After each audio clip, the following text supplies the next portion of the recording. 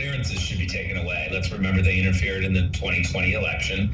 They manipulated the election by pretending like there was a false, fake Russian laptop that was duping people into looking at information that somehow said that the Bidens were getting money and that Hunter Biden was a drug addict.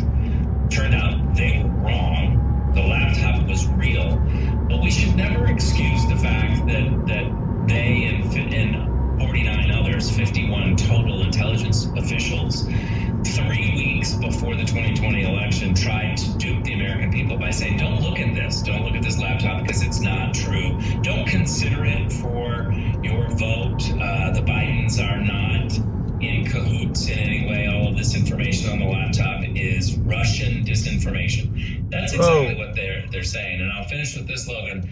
When they said that lie, when they used their position of intelligence gatherers, of we know more than you and we've looked behind the curtain, so you should trust us. This is a fake laptop. This is classic Russian disinformation. When they said that, the one country that did applaud was China, because that's exactly the Beijing line. Look over there at Russia. Well, the Chinese are literally creating a crisis of epic proportions for the American people. Rick, both Brennan and Clapper interfered in the last two presidential elections the United States had. The 2016 election with the Russia hoax, and then the 2020 election when they signed that letter. Does the timing of this appointment in this panel seem suspect to you at all? That Mayorkas and the Department of Homeland Security all of a sudden needs this Homeland Intelligence Experts Group with these members right in the middle of the primary? Yeah, I mean, look, this was an admittance from Mayorkas that he's hanging on by a thread.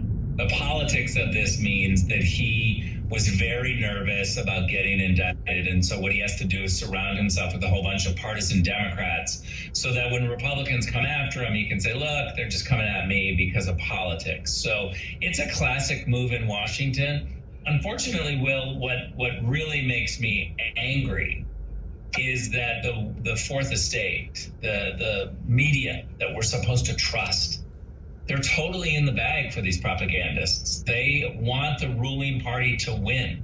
And so the media are not going to push back. And what that means is that other cabinet officials, other Democrats are going to up the ante. Next time they're in trouble, they're going to do the same thing. It's going to get worse because there's no pushback from the media.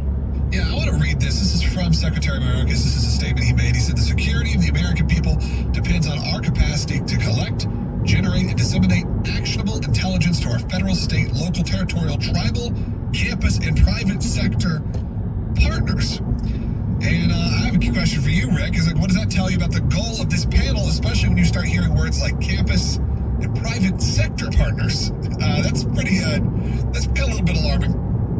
Yeah, very alarming. I hate the private sector partners for the intelligence community. First of all, if you do have partnerships, you shouldn't talk about it. That's the first. And second of all, we should all be suspect of partnerships with the intel community because it's gotten out of hand. We used to traditionally be able to have partners that stuck to just the goals of providing actionable intelligence. But now we have this whole partisan, brand from Fortune 500 companies. And then you add in their campuses, universities. Very, very troubling. Yeah, I don't really love hearing those words. We'll throw it in there when you hear it. I mean, obviously, it's almost up for interpretation, but if we can interpret it the way we think it means, that's not good. Well, and we know the moves that they made just months ago with the Disinformation Governance Board, where they were trying to get involved with the speech of Americans. And now you have former spy chiefs. The Department of Homeland Security is putting on this intelligence experts group. It begs the question, do you think this will be used as an excuse to further spy on Americans? We know that they do spy on Americans. We have FOIA requests out about that, trying to get to the bottom of that. But Rick, do you think that this is cover for more bad action by this department? Yeah, it's totally cover for them, and they're using the reputation of former spy officials, former intelligence officials, and that's what's sad to me. I mean, look, this is all a swampy Washington, D.C. Strategy. I, as a former acting director of national intelligence, came to the Tennessee-based ACLJ. One of the reasons I love the ACLJ is that not only do we do good work, but we're not located in the swamp. We don't have people who live, breathe, have their kids go to school and go to church with. All of the bureaucrats who depend on a big Washington, D.C. with a big budget. One of the things that I keep saying is we've got to stop asking those people who live in Washington, D.C. to ever advocate for making their city smaller with a smaller budget. They're never going to do it. They want it to win. It would be like me saying, shouldn't we make Nashville less popular and less powerful? You guys there in Nashville will be like, hey, no, we love Nashville. Right. I think that's a good analogy. As we've seen, obviously we have a presence. We're always going to have a presence in Washington. We're going to have a presence all over the country, so I'll make sure that's clear. So obviously we have our offices in D.C., but you are right in the fact that mentally, where your leadership is, where we're talking about things, the perspective we're coming from, especially when we got to go back to that campus word.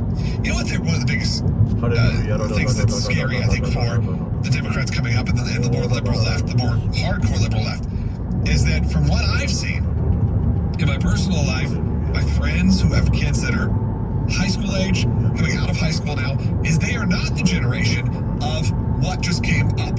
They are now the antithesis of that. When you have songs like Your Richmond, you look at the people that are there. We watched a video last night, and you see that those are mostly 17-year-olds that are there, 17 to 20, college-age kids.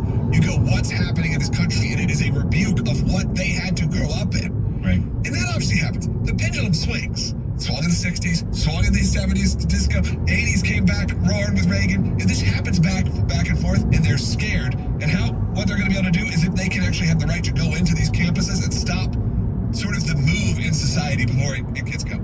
I mean, look, we all know this. Everybody knows college-age kids or parents of college-age kids. And it is a crisis on our campus where a conservative voice, a conservative viewpoint, a conservative speaker is literally either thrown off the stage or not even allowed to be on the stage. And when I went to school, it was supposed to be a time where you listen to all sorts of different points of view, and that the university experience was broad, welcoming of a whole bunch of different ideas, and you explored the different ideas. Nowadays, if you're not woke, you're literally not allowed to speak on campus. It's outrageous, and the university should be held to account here. Go to aclj.org. Thank you all for chiming in today. I appreciate all the calls. I love hearing from you guys. We'll be back tomorrow with more on Seculo. Again, ACLJ.